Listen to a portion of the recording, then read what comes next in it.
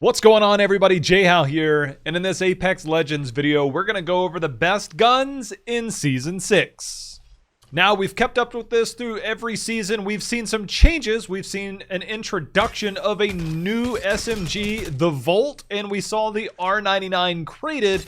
We saw the Devotion uncrated, the Havoc, the Turbocharger. There's been a lot of changes in Season 6 here for Apex Legends. We're going to get into all the good details. We're going to be ranking them from the worst to the best. Let's get into it. All right, so the two worst guns both got buffs in Season 6. Mozambique went from 3 bullets to 4 bullets in the mag, which doesn't really do much for it. And the P2020 actually had a pretty big jump in terms of damage. This actually helps get through shields quicker so that those hammer points can get banging even faster. That doesn't mean that it's necessarily better in terms of, well, it's going to all of a sudden start jumping up to the B and the A tier. I still think it's a healthy at the bottom of the barrel because it's dependent on you hitting all of your P2020 shots.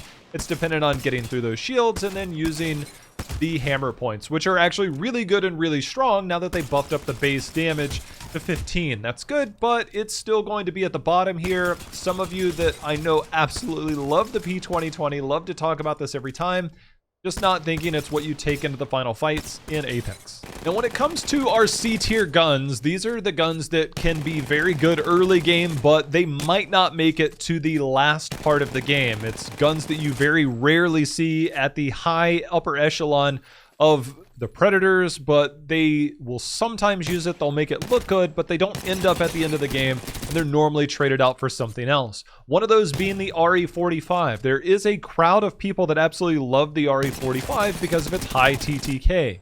It's got kind of a low mag on it, but the damage on this is decent, and the spray pattern is very forgiving. It can be a very strong gun to pick up early in the game. You just go, you pull down on this, and it works pretty well in terms of getting some of these early kills. Most of the time, you're going to see this swapped out for potentially an Alternator. The R9 is gone, so now what do we kind of look towards? So the RE45 actually gets a slight jump up the minute the R99 takes a seat. Also, the Spitfire. Now, we did see some stuff kind of leaked for the Spitfire right before the end of Season 5 in the firing range. That's still not going to be here, but the Spitfire is still a gun that, when it's fully kitted, is actually insanely good. It does a lot of damage over time. The problem with the Spitfire is that the damage isn't always fast, meaning that you don't normally have the favorable trades if both players are hitting.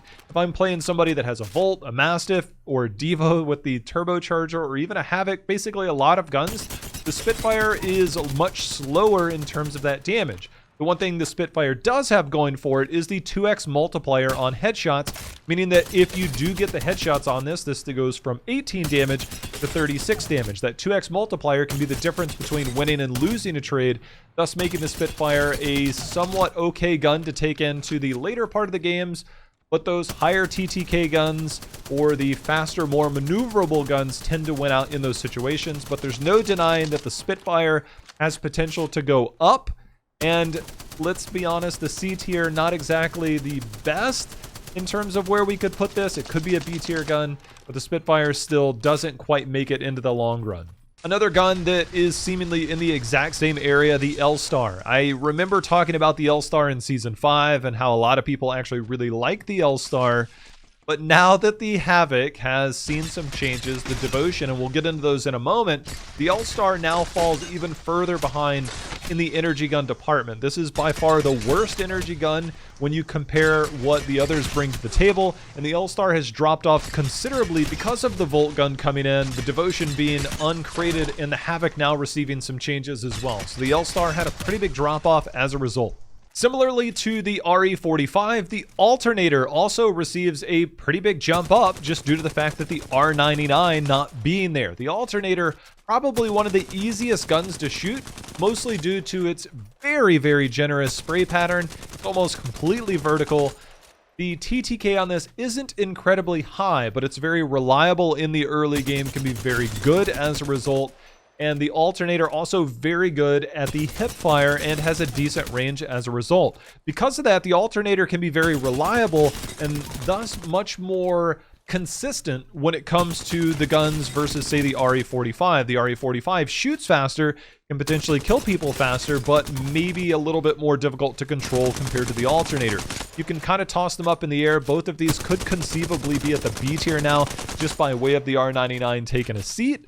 So put these where you want them, but both these guns still very strong in the early game and can be very valuable going forward, maybe just not making it to those final fights. When it comes to our next guns, I'm basically grouping all of the snipers together. The longbow, the sentinel, the charge rifle, and the triple take.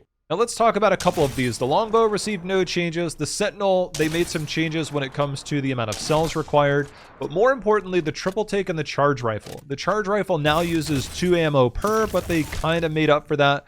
These stacks for the ammo make using snipers a lot easier this season, and well, the way the map is laid out on World's Edge is actually more favorable towards some of these guns because of the defensive areas you can take up, especially with the inclusion of Rampart now. So charge rifle, sentinel, and longbow I think are all strong. The triple take is the big winner when it comes to this season's changes when it comes to the sniper rifles. Why? Because the choke is implemented directly into it. You can toggle it on and you can toggle it off. As far as everything else goes and the damage is the same, but the triple take now can have that toggleable option. Triple take still makes a very good shotgun in close quarters. Just make sure it's on the spray pattern, and it makes it very easy to hip fire in close quarters and get value out of it. But getting that big buff to the triple take, no longer having to look for the choke, is actually a very huge buff to the triple take in terms of its consistency, making it a viable gun in the sniper department. But still, for me, snipers can be really good for those people looking to sit back and poke down for a long time when it comes to maybe ranked. The problem with it is that if you're sitting back too long and 2 people go to shoot and push in while you're trying to shoot and they break line of sight, you're now an invaluable member that's now said, well, now I've taken myself out of the fight and things don't look as good because I no longer have line of sight, my team's pushing, and I'm still back here just trying to find some angle, when in reality it's probably better to just push. When it comes to the B tier, we're going to talk about a few guns here because a lot of these will be considered A tier by a lot of people. They're going to always try and take these into the late game, and this is their preferred gun. I think a lot of people fall into this and they have favorable guns that they really like. We're going to start with the EVA 8. The EVA 8 is a shotgun that really tends to always be around. But the Mastiff being uncrated, the Peacekeeper, of course, being one of the best guns. But the EVA 8, a lot of people really like this because of the fast fire rate. But when it comes to trades, the Mastiff still wins out in a lot of those. Playing around corners, playing around bubbles, the Mastiff one shot is going to be a lot better than a fast fire if you're not in an open area. The Mastiff still wins out in the shoddy department in a lot of ways, but the EVA 8 does have some things that it does do better. So there are some things to consider when picking the EVA 8 versus the Mastiff, but the Mastiff tends to win out by most people at higher ranks. As far as the other guns go, the G7 Scout, I think now that we see Evo Shield's baseline for everything, the Scout becomes even better. This was so good at stacking up Evo Shields before. A lot of people love this, the charge rifle, and a lot of different things that they could use when they weren't comfortable with the Wingman to get these shots. The Scout can be very good still up close and hip fire range. It can be very good. You can throw a 2-4 on it. You can throw a 3x on it. You can throw a 2x on it and play even closer. There's a lot you can do with the Scout. Because Evo Shields are now baseline, the G7 Scout is even better. A very healthy B tier. Some people will probably carry this around religiously with another SMG alongside of it to make you have the diversity there in terms of the single shot and the fully automatic. I think it's a very healthy loadout there. The G7 Scout, just a very good gun coming in here to Season 6. Next up, the Flatline. The Flatline is a very strong gun. We saw some buffs for this not too long ago. The problem with the Flatline is its wild spray pattern, and a lot of people have trouble controlling this. The damage on this is pretty insane and can be very strong in close quarters when you're just hip firing or ADSing in certain areas. The Flatline does a ton of damage. It can very easily change a fight very quickly, but it doesn't always win out. And to be honest, I would take this into some late game fights if I haven't found anything else. While we still discover some of the meta, a lot of it being around energy guns right now, the Flatline's still a very good heavy gun to take into those late game fights. and make things a lot easier for you because of the amount of damage. 2 to 3 bullets hitting can instantly change somebody's response time. With the Evo shields going right now, not everybody has those huge buffed up Evo shields, so the Flatline could very easily move up as the season goes on. Now we get to talk about a couple of guns that, well, they received some pretty hefty changes. The Havoc is now, we've seen the tweaks on this, and a while ago, the Havoc had an insanely easy spray pattern, and because energy guns don't have, their ammo doesn't have the same fall off that the light and heavy ammo does, it made it very easy to basically throw any scope on there and make the Havoc really good. Now, I have the Havoc in the B tier, if only because it needs attachments. It needs the energy mag, it needs the turbocharger. Doesn't necessarily need the turbocharger, but let's be honest, the Devotion and the Havoc with a turbocharger are night and day differences to starting a fight. If you are second to shoot with a Havoc or a Devotion, you're probably going to lose that unless the other person is just worse. Now, the Havoc is very good as a result with that turbocharger, but even then, it can be very strong. You can see the new spray pattern is very different than what we're used to. They made some changes to that. It's been one of the hardest guns for them to balance because of the spray pattern. They want it to be good, but it's very hard when you have something that does so much damage and has a huge multiplier on headshots, thus making it very easy to use without the drop-off and using it at long range. I think we're in a pretty healthy spot. I wouldn't be surprised if we see some changes to something like the Havoc and the Devotion, but without an energy mag on this and some of the other changes, the Havoc is a healthy B tier. As far as the next gun that we saw with some pretty decent changes, the Hemlock. I am going to be honest with you, I have been loving the Hemlock in Season 6. The faster fire rate, the better recoil, the better spray pattern that we're seeing on the Hemlock, which was already pretty decent, is absolutely insane. This gun reminds me of some of my old favorite guns back in my Call of Duty days, and thus making this a very favorable gun for me. And if you're wondering, yes, the single shot Hemlock is still really, really good, and you can still use it that way. It can be very good, but the burst pattern now is very favorable to use as well. You can throw any scope on this and feel good about it. A lot of people love the 3x, the 2x, the 1 to 2x holo. For those of you that like the holo, that is. But the Hemlock now has received a very significant buff that a lot of people are using.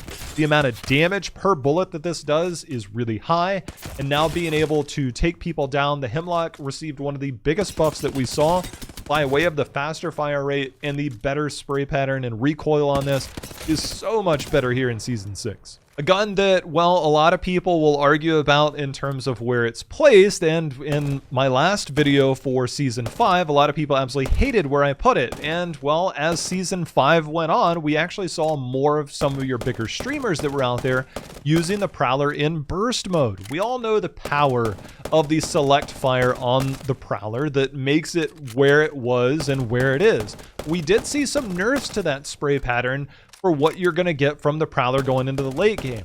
The sizable mag on that thing still makes it an absolute monster in the late game and can very easily be an A tier. But with that nerf, there's actually been some people that I've talked to that are actually now keeping it on burst only, thus making it a very strong gun. 15 bullets per, or 15 damage per bullet makes this very strong. So the Prowler can be incredibly powerful from a hip fire perspective.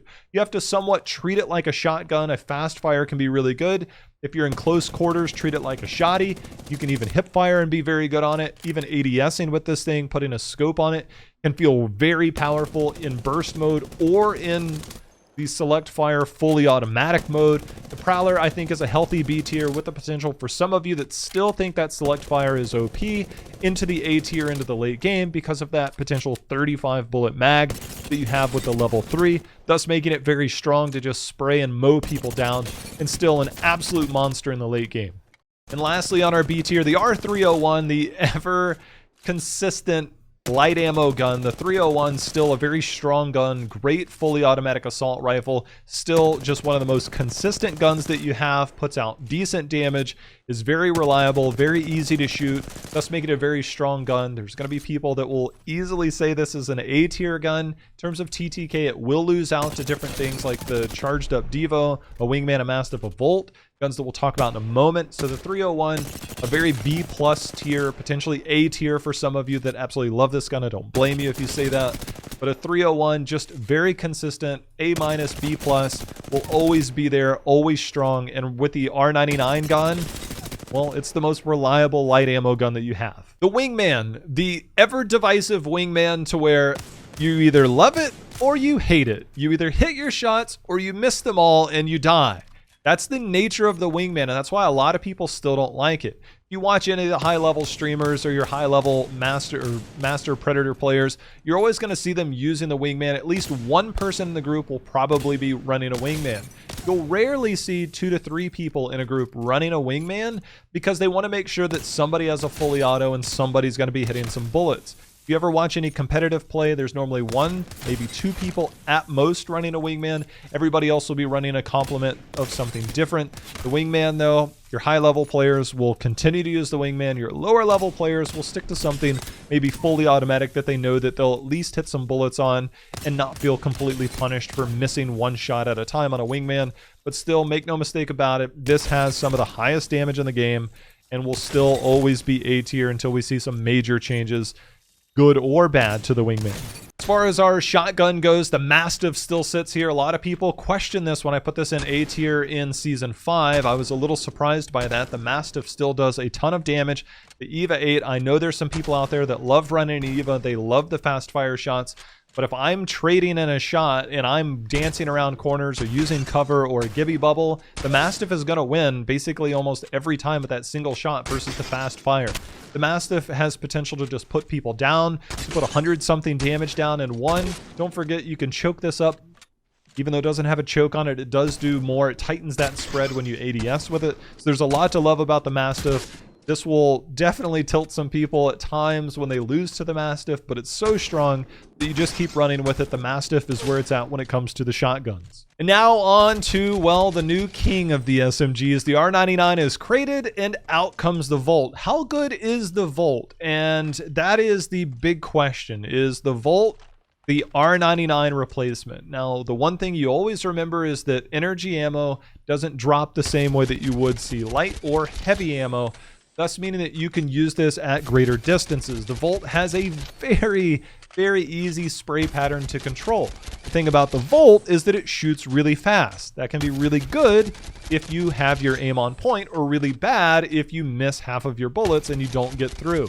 Having a mag on this and a barrel and all the attachments makes the Volt incredibly strong in the late game, and it is very reminiscent of the R99 in terms of its TTK, the way that it functions, and the way that a lot of people are currently using it here early in the season. The Volt is just an absolute monster of a gun. It looks cool, it sounds cool, it fits the bill of the new top tier SMG, and there's no mistaking that the Volt right now is destroying people. And I think as people become more and more practiced with the Volt, you're going to see that a lot of people are going to get better with the Volt, and it's going to be even more impressive. We're talking about a brand new gun that is just straight out of the box destroying people, and it's only going to get better as more people get more comfortable with it. More people start to share some of the ammo, because the energy ammo right now seems to be in high contest for a lot of people trying to find that. And the energy guns right now are dominating between the Volt, the Devotion, and the Havoc. Don't run double energy right now, because you're going to run out of ammo no matter what. And so always try and practice where you're at with what guns that you want. If I have a Devotion with a turbocharger, I'm probably ditching the Volt, and I'm feeling pretty good about that Devo. But the Volt itself is the new hotness when it comes to the SMG. The R99 still in the crate. It's going to be the better gun to pick up at the end of the game. I think if you were to choose between an R99 and a Volt, it's probably a comfort factor. For me, I'm probably still going to go with the R99. But the Volt definitely sits up there. If it's fully kitted, is going to be one of the strongest guns in the game. And even when it's not kitted, can still put out a ton of damage in a very short amount of time. And for those players that are skilled, are going to find that this gun is the one that's going to do enough damage to say, you know what, like, this is how we move and take those fights in close quarters, and even at medium range can be very strong. So the Volt sitting up there in the A tier. Now we talk about the gun that has seemingly been the most controversial in Season 6. We've actually already seen a nerf. I was about to put this video out, and then they nerfed the Devotion. But the Devotion coming out of the crate being basically unchanged, and with the potential that it has been wreaking havoc on everybody. we've seen some nerfs to the damage so far, but like all the other energy guns, they seem to be dominating right now in Season 6. So we'll likely see some more changes to the Devotion. Right now, we've seen one minor change in terms of its damage. But the thing about the Devo is that once you slap the turbocharger on this bad boy, the mag size, the turbocharger, this thing just mows down entire teams. The amount of damage it can put out in the short amount of time is absolutely insane. This gun is just destroying everything in its path, so we'll likely see some more changes. But for right now, this gun is king. The Volt takes a back seat to the Devo in final fights. When you've got a turbocharger on it, it is running people down. So right now, the Devo just at the top of the heap here for Season 6. It's been highly controversial so far from a lot of your big streamers and your pro players that they're just not a big fan of the TTK right now, and a lot of it does come down to the energy guns right now, their ease of use. The Volt, the Devo sitting at the top with the Havoc once it's even moderately kitted is very good.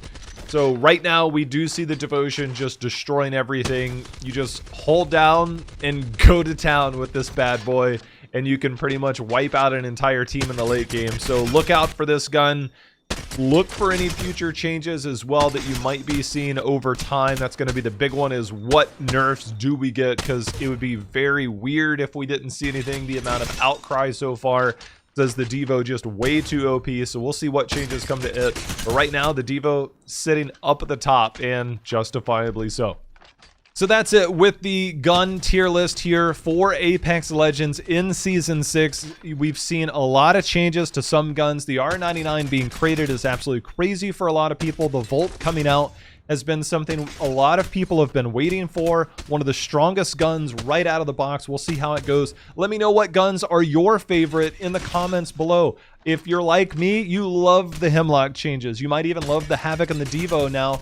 With the Havoc changes and the Devo coming out of the crate, the turbocharger really changing things up. Let me know what you think about the Volt, if that's your type of gun. And for those of you that are out there with any other thoughts, let me know below as well. Don't forget to subscribe to the channel for more updates, as well as some potential other videos coming for Apex Legends and other gaming content. As always, I appreciate you guys watching. Until next time, happy hunting. See you again.